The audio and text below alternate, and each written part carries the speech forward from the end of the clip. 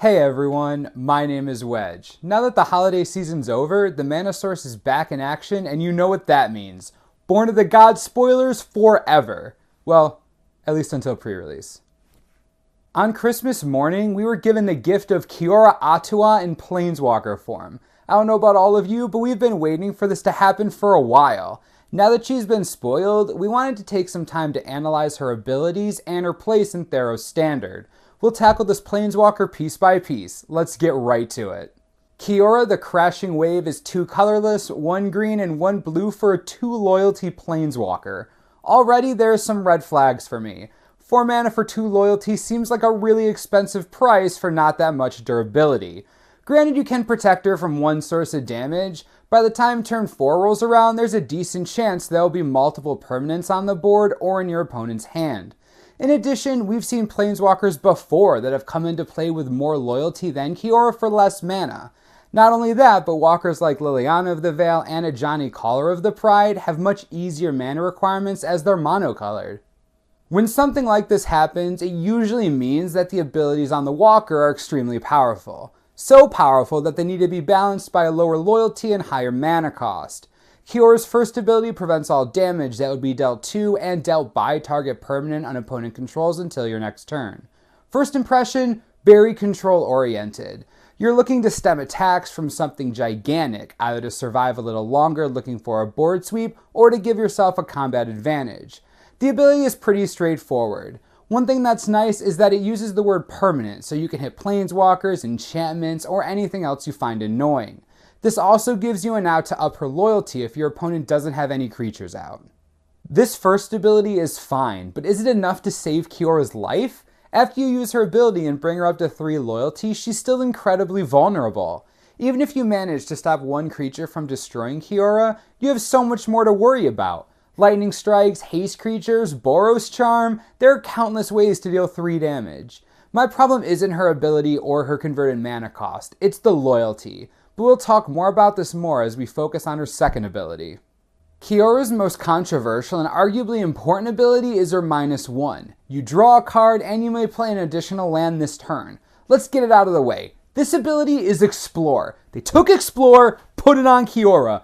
Done. This ability is fantastic. Explore was extremely powerful in Standard only a few years ago.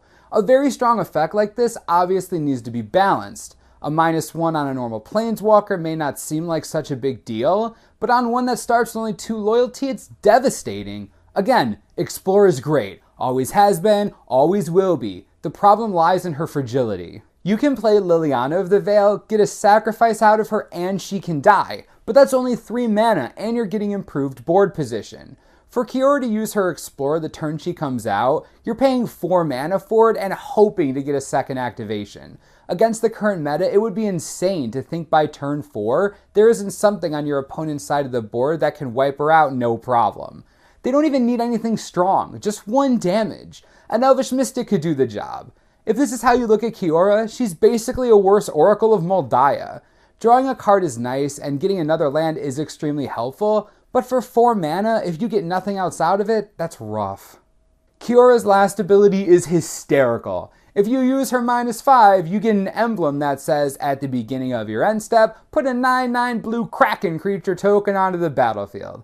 Again, pretty straightforward, and I know people will get drawn in by the -5. Doesn't seem like that much, right? That's 3 turns of upping Kiora until you can finally activate it, killing her in the process. The ability's fun, I like it a lot, but getting to 5 seems really difficult considering the deck she's up against.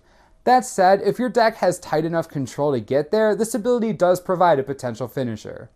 Now that we've taken some time to focus on her abilities specifically, let's talk about her overall power level and her position in the Standard format. First of all, her abilities are fine. Explore is extremely powerful as a spell, and I'm sure people are beyond happy to see it brought back. The problem is the loyalty. I can't state this enough. Think about the big decks in Standard right now. Every Devotion deck has a lot going on by turn 4. If they haven't played much, you know what's in their hands. For Black, it's Hero's Downfall. For Red, Burn. For Blue, Cyclonic Rift. The point is that these decks are pretty well positioned to fight a relatively expensive Planeswalker with low loyalty. If you play Kiora on turn 4, you're tapped out without a way to protect her except for your creatures. Chances are you're playing this walker in a deck with a control shell, most likely white-blue-green or black-blue-green. Either way, your early game, aside from mana dorks, will be pretty barren. How much could you possibly throw in front of Kiora if she's being attacked by 2 or 3 creatures? Even if you use her +1 ability to try to keep her alive a turn, there's a good chance the remaining creatures or your opponent's hands have something to say about it.